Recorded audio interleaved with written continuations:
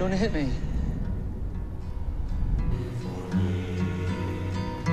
Maybe down in Hai dan selamat datang kembali di Evis.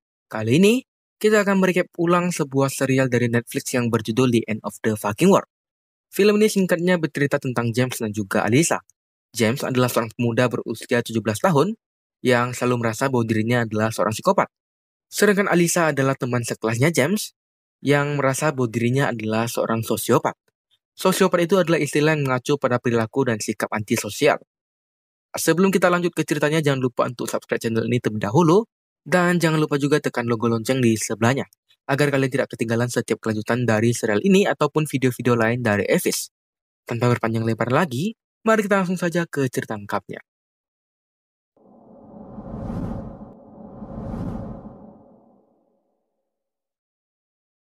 Tak lama kemudian, pria tersebut menggampar Alyssa hingga terpental. Di bawah sana, James mulai tertekan. Sedangkan di kasur, Alyssa masih berusaha untuk meloloskan diri dari pria yang mengerikan ini. Kemudian, James ternyata keluar untuk menusuk leher dari pria tersebut dengan pisaunya demi menyelamatkan Alyssa. Pria tersebut kemudian terjatuh dan tentu saja tewas. Setelah membunuh pria tersebut dan melihat darah yang bercucuran di mana-mana, James yang awalnya mengaku sebagai psikopat kemudian muntah sejadi-jadinya. Setelah itu, mereka kemudian bekerja sama untuk membereskan apa yang telah terjadi. Mereka berdua membereskan kekacauan di ruang tamu yang telah mereka lakukan. James juga membuang pisau yang ia gunakan untuk menusuk leher si pria ke dalam kolam renang milik pria tersebut. Setelah itu, mereka kini menghadapi sebuah masalah yang lebih berat, yaitu cara menghilangkan jasad si pria. James kemudian pergi untuk mengambil kamera yang sebelumnya telah ia temukan. Ia lalu menunjukkannya kepada Alyssa, foto serta video tentang kekejaman dari pria yang telah terbunuh tadi, yang telah ia lihat sebelumnya. Setelah itu, foto-foto tersebut ia taruh mengelilingi jasad si pria, agar orang yang nanti menemukan tempat ini dapat melihat sendiri kekejaman yang dilakukan oleh si pria ini. Tidak lupa, mereka juga membawa spray dan baju-baju yang sudah bersimbah darah untuk dibakar sebelum mereka benar-benar meninggalkan tempat tersebut. Alyssa setelah itu mengatakan bahwa mereka harus segera pergi ke tempat ayahnya secepat mungkin, dan James mengiyakannya, sehingga perjalanan mereka kemudian mulai berlanjut. inside the doorway. Why didn't you burn your jacket? It didn't have any blood on it. Singkat cerita, mereka tiba di sebuah stasiun kereta api. James saat itu masih mengawati rute perjalanan dan berusaha untuk memilih waktu yang tepat untuk mereka pergi dari tempat ini. Alyssa sendiri yang berdiri tak jauh dari James kemudian mulai terbayang kejadian kemarin malam, di mana bajunya harus bersimbah darah dari pria yang mencoba untuk mengotorinya. Padahal di sisi lain, Alyssa juga mulai merasa bersalah karena telah masuk ke rumah orang tanpa izin.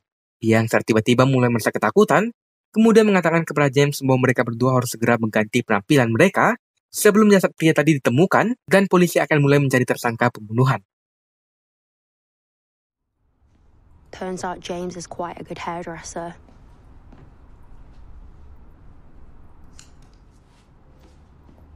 We need new clothes. Beginilah penampilan baru mereka untuk saat ini. James dalam hatinya mengatakan bahwa penyamarannya sangat tidak seefektif Alyssa. James bahkan tidak terlihat berubah sama sekali. Mereka saat ini telah kembali ke stasiun kereta lagi. Alyssa masih saja terbayang dengan apa yang baru saja menimpanya.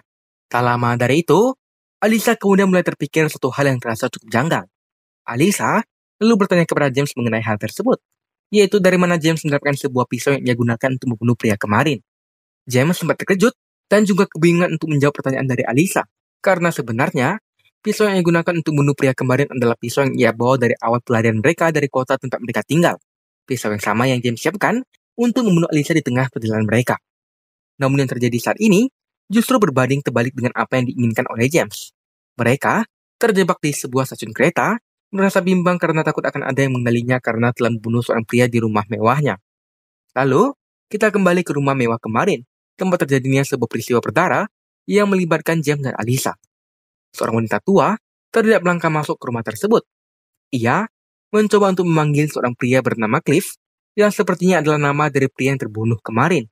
Dari luar rumah, kita lalu dapat mendengar suara teriakan dari wanita tua tersebut, yang sepertinya baru saja menemukan jasad dari Cliff.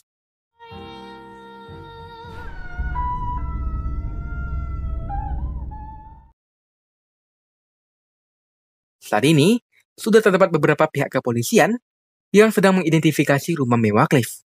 Tampaknya, wanita tua tadi menelpon kepolisian untuk mengusut kasus kematian Cliff. Yang bisa kita dapati untuk saat ini adalah foto-foto yang ditaruh James di sekitar jasad Cliff telah hilang untuk saat ini. Sejenak kemudian, kita telah melihat si wanita tua yang ternyata adalah ibu dari Cliff, di mana ia terlihat membakar foto-foto yang ditaruh James di sekitar jasad Cliff, agar polisi tidak menemukan foto kejahatan mengerikan yang dilakukan oleh putranya. Salah satu petugas yang bertugas untuk mengidentifikasi rumah Cliff, kemudian menemukan sebuah barang bukti yang berupa dompet milik Christopher, yang ternyata tertinggal di rumah tersebut. Christopher singkatnya lalu dibawa untuk dimintai keterangan dan penjelasan mengenai dompetnya yang berada di rumah Cliff.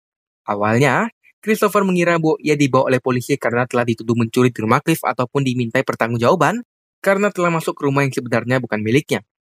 Salah satu polisi kemudian menangkannya dan mengatakan bahwa pemilik dari rumah yang sempat ia datangi kemarin bernama Cliff dan ia terbunuh di rumahnya sendiri.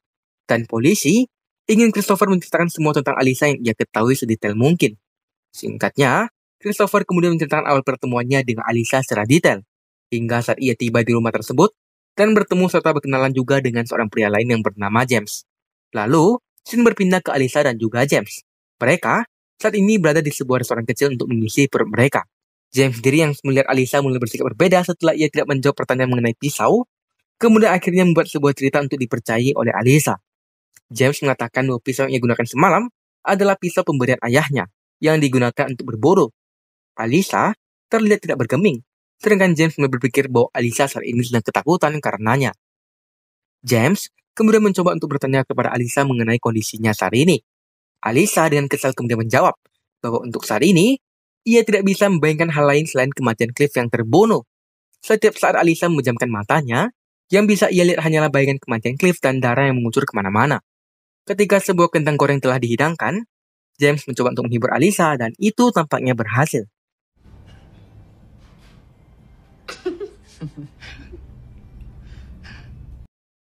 Namun, tawa tersebut perlahan kembali berubah menjadi kesedihan dan ketakutan.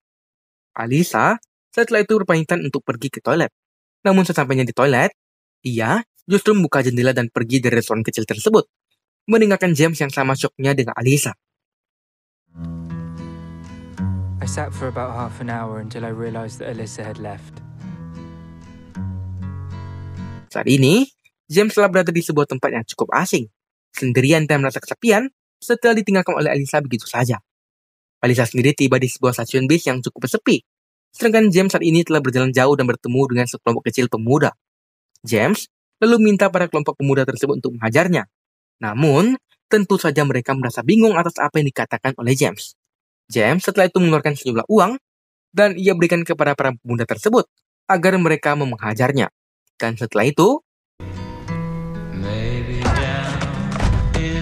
dalam hatinya, James berkata bahwa setelah ia akhirnya berhasil untuk membunuh seseorang, ia menjadi yakin bahwa ternyata dia bukanlah psikopat. Tak lama kemudian, ia sudah berada di sebuah wartel, di mana ia menelpon ke kantor polisi dan mengatakan bahwa ia ingin melaporkan sebuah kasus pembunuhan. Please. I'd like to report a murder.